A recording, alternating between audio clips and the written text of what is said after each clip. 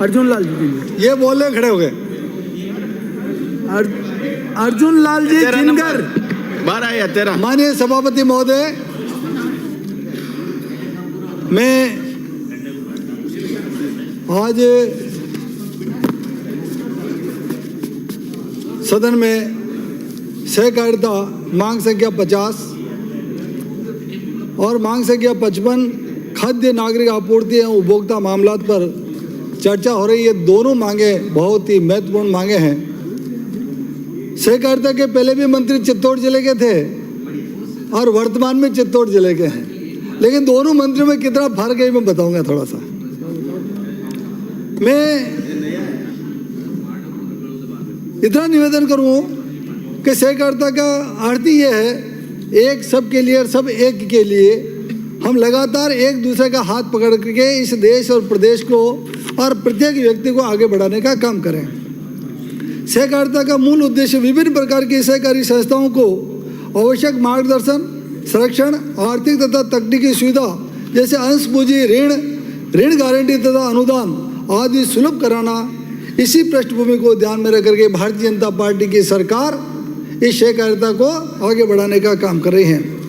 वर्तमान में अर्थव्यवस्था को सहकारिता क्षेत्र में अपनी भूमिका का निर्वहन, आर्थिक सामाजिक उन्नयन में सक्षमता के साथ उनको आगे बढ़ा रही है। ऐसी हमारी सहकारी समितियां और सहकारिता विभाग काम कर रहा है। सहकारिता समितियों का प्रमुख जो उद्देश्य और काम है, उनमें सहकारी फसली ऋण योजना, न्यूनतम समर्थन मूल्य योजना, 5% ब्याज अनुदान योजना, ग्राम सेवा सहकारी समितियां, क्रय विक्रय सहकारी समितियां, उनमें गोदाम का निर्माण करना, कस्टम हायरिंग सेंटर की स्थापना करना। हमारे अभी सहकारिता मंत्री जी ने सब जगह ये सेंटर खोले और सबको ट्रैक्टर देने का काम अनुदान पर किया, इसके लिए मैं बहुत बहुत बधाई देना चाहता हूँ आपको। राज्य योजना अंतर्गत वित्तीय सहायता उपलब्ध कराना, महिला स्वयं सहायता समूह को प्रशिक्षण देने का कार्यक्रम ये करते हैं। सहकारी समितियों को प्रभावी बनाने की आवश्यकता है। ये सहकारी समितियाँ ढुलमुल चल रही है, बरसों बरस हो गए राजस्थान में ऐसे ही चल रहा है, जिसकी लाठी उसके अभ्यास। भ्रष्टाचार का बोलबाला तगड़ा, यानी कि व्यवस्थापक बेईमानी करता है, अधिकारी कर्मचारी बेईमानी कर लेते हैं। और मैं तो इतना निवेदन करूंगा कि जो बेईमानी करते हैं उन पर सख्ती के साथ काम करने की आवश्यकता है। और सहकारी समितियों में चुनाव भी पारदर्शी होने चाहिए। अब ये चुनाव पारदर्शी नहीं होते, इसका एक उदाहरण बताऊं। हमारे चित्तौड़ जिले के सहकारिता मंत्री थे, उनका नाम तो नहीं लेना चाहता, लेकिन उन्होंने डेयरी के एक चुनाव हुए चित्तौड़गढ़ जिले में, और उन चुनाव में इतनी धांधली की, जो पात्र व्यक्ति थे उनके फार्म निरस्त करा दिया और अपने चहेते व्यक्ति को डेयरी का चेयरमैन बना दिया। जब मुझे ऐसा लगा ये डेयरी के चेयरमैन बनने के बाद वो चेयरमैन तो नाम का हो गया, लेकिन चित्तौड़ जिले के अंदर राजस्थान प्रदेश के सहकारिता मंत्री उस डेयरी के चेयरमैन को चलाने लग गए। जितनी भी योजनाएं थी डेयरी के अंदर, वो ऐसा लगता था कि राजस्थान के सहकारिता मंत्री नहीं, वो डेयरी के चेयरमैन बन गए। और इस प्रकार से उन्होंने उस डेयरी का बट्टा बिठा करके आज उसको 10 गुना नुकसान में पहुंचाने का काम हमारे जो आज नहीं है, अपने अपने कर्मों से गए, कोई दिक्कत नहीं है। लेकिन मैं तो इतना ही निवेदन करूंगा कि हमारी सहकारी संस्थाओं को मजबूती प्रदान करने की आज आवश्यकता है। अब मैं निवेदन करना चाहूँगा शॉर्ट में ही, आज सहकारिता के साथ हम खाद्य आपूर्ति पर भी चर्चा कर रहे हैं, तो सबसे पहले मैं अन्नपूर्णा देवी को नमन करता हूँ। अन्नपूर्णा देवी से प्रार्थना भी करता हूँ कि हमारे प्रदेश में अन्न धन के भंडार पूरे भरे रहें, सबको खाद्यान्न समय पर मिले और देश को शुद्ध अन्न मिल सके, ऐसी व्यवस्था करने की आवश्यकता है। आज हम जहाँ पर भी देखें, चारों तरफ सरकार किसी की भी रही हो, लेकिन सबसे ज़्यादा सरकार कांग्रेस पार्टी के राजस्थान में रही। यह शुद्ध के प्रति युद्ध होना चाहिए। मुझे ये कहते हुए बड़ा दुख है कि आज पूरे राजस्थान प्रदेश में यदि ये सोच लें कि कितना घी पड़ा होगा, जितना हमारे पास पशुधन नहीं है, जितना हमारे पास दूध नहीं होता, जितना हमारे पास तिलहन नहीं है, जितनी हमारे पास मूंगफली नहीं है, उससे ज्यादा गोदामों के अंदर घी पड़ा हुआ है। तेल पड़ा हुआ है, कॉस्मेटिक पड़ा हुआ है, ये सब 2 नंबर का कारोबार करने वाले बड़े बड़े मगरमच्छों पर कब शिकंजा कसेंगे, ये सरकार की शक्ति पर निर्भर करता है। यदि शक्तिशाली सरकार है तो ऐसे बेईमानों पर शिकंजा कसने की आवश्यकता है।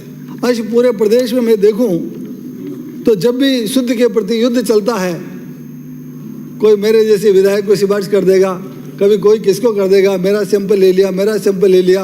अरे भाई सैंपल भी लेंगे, लेकिन मैं निवेदन करना चाहूँगा, आज छोटे छोटे दुकान पर सैंपल लेते हैं, तेल का सैंपल लिया, घी का सैंपल लिया। अरे भाई सैंपल लिया, लेकिन वहाँ तक पहुँचो ना, जड़ तक जहाँ से ये उत्पादन हो रहा है, जहाँ से बेईमानी हो रही है, जहाँ ये पैदा हो रहा है नकली माल, वहाँ तक कोई नहीं पहुँचता है और खाना पूर्ति करके इस अभियान की पूर्ति करते हैं। मैं निवेदन करना चाहूँगा, आज पूरे मार्केट में मिलावटी सामान मिल रहा है, शुद्ध कहीं मिलता नहीं है। असली चीज को ढूंढे तो ढूंढे कैसे? घी में मिलावट, दूध में मिलावट, तेल में मिलावट, गुड़ में, शक्कर में, शहद में, पेय पदार्थों में, जहाँ जाओ सब नकली ही नकली। और ये नकली के कारण ये इस प्रदेश में हार्ट अटैक की बीमारियाँ, कैंसर की बीमारियाँ, गुर्दे की बीमारी, लीवर की बीमारी, ये सारी बीमारियों की जड़ ये अशुद्ध खान पान है हमारा। हम किसके प्रति जिम्मेदार हैं? हम हमारे शरीर के प्रति भी जिम्मेदार नहीं है। हम क्या खा रहे हैं हमको पता ही नहीं है, हम पिज्जा और बर्गर के पीछे भाग रहे हैं। अरे भगवान ने अन्न दिया है, खाद्यान्न दिया हमको, वो खाद्य पदार्थ नहीं खा रहे, ऐसी ऐसी चीज़ें खा रहे हैं जिससे हमारा शरीर खराब हो रहा है। मैं निवेदन करना चाहूँगा, यहाँ तक कि डीजल पेट्रोल में मिलावट, डीजल में मिलावट, पेट्रोल में मिलावट, बायोडीजल, कॉस्मेटिक, साबुन, पेस्ट, सब में मिलावट हो रहा है।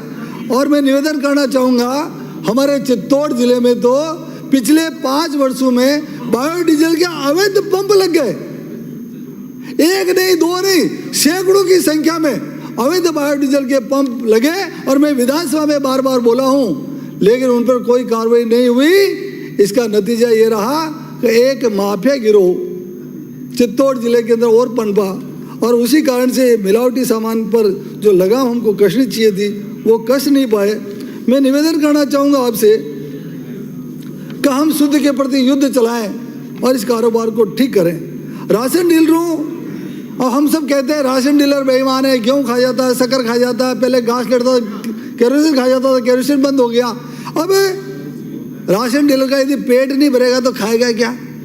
चारों तरफ आप 24 घंटे आपकी सेवा में खड़ा रहेगा, उसका पहले का 3 साल का भुगतान बाकी कमीशन का, वो कमीशन सरकार ने दिया ही नहीं, तो उसका एक तो कमीशन बढ़ाओ ताकि उसका पूरा पेट भरा रहेगा, तो आपको उसको बेईमानी करने की आवश्यकता नहीं रहेगी। और पुराने जितने भी राशन डीलर हैं, उन राशन डीलरों को सशक्त और मजबूत करने की जरूरत है, गोदाम अच्छे बनाने की जरूरत है, और उनसे अवैध वसूली होती है हर महीने। कोई 1000 रुपये ले जाएगा, कोई 2000 ले जाएगा, तो 3000 रुपये ले जाएगा। अरे उनसे तो क्या खा रहे हो? इस प्रकार से इस विभाग के अंदर दीमक लगा हुआ है, इस दीमक के लिए दवाई छिड़कने की आवश्यकता है। और राशन डीलरों में मैं निवेदन करना चाहूँगा, ये जितने भी दुकानें हैं जो जिन्हें राशन डीलरों की मृत्यु हो जाती है तो विभाग के चक्कर लगाता रहता है। अब उनसे चक्कर नहीं लगाए और वो समय पर उनके परिजनों को जिस प्रकार से उनको मिलना चाहिए, वो उनके जो उनके बेटे हैं जो भी मांग करें, उन राशन डीलरों को उनको इस योजना का लाभ मिलना चाहिए। बड़े बड़े कस्बों के अंदर अन्नपूर्णा योजना के स्टॉल लगने चाहिए। ये अन्नपूर्णा के स्टॉल लगेंगे तो गरीब से गरीब व्यक्ति को भी खाना मिल पाएगा। हमारे अन्नपूर्णा योजना फिर चल करके इंदिरा गांधी योजना हो गई, वापस अन्नपूर्णा हो गई, तो मैं तो ये चाहता हूँ वो योजना सुचारू रूप से लागू रहे ताकि गरीबों को अन्न मिल सके। पूर्ववर्ती सरकार में एक निवेदन और करूँगा, अभी किसी ने कहा था उधर से, घनश्याम जी बोले थे शायद, या श्रवण जी बोले थे, श्रवण जी ने साफ कहा, उन्होंने कहा हम क्यों दे रहे हैं? एक नेता है, मंत्री है, उन्होंने कहा आटा पीस के दे दो, क्यों उसमें कमीशन खाना है?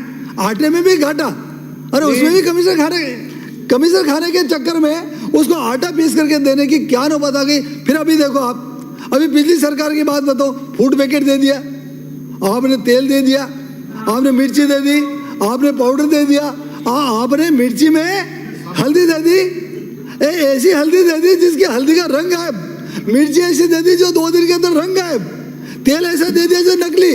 मैं हाथ जोड़ के निवेदन करना चाहूंगा पूरे सदन से, ऐसी बेईमानी के धंधों को मत करो। उन बेईमानी के धंधों से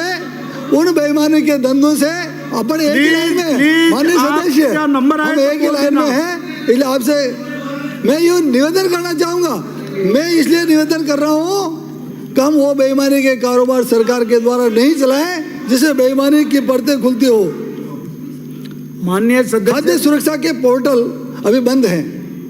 कम से कम गरीब लोगों को जो वास्तव में उनको खाद्यान्न मिलना चाहिए, उनके नाम जुड़े। एक मिनट और लूँगा। पात्र लोग हैं, जो पात्र लोग उनको मिले, और जो पात्र उनके नाम कटे, इसमें कोई दिक्कत नहीं है। और हम सब मिलकर के पुनः इस देश के अंदर शुद्ध के प्रति युद्ध चालू करके शुद्ध खाद्यान्न हम सबको मिल सके, हम सभी निरोगी रह सके और हम सबको अन्नपूर्णा देवी का आशीर्वाद मिले। इन्हीं शब्दों के साथ आप सब ने मुझे सुना और आपने समय दिया, उसके लिए बहुत बहुत धन्यवाद। जय हिंद। माननीय सभापति महोदय,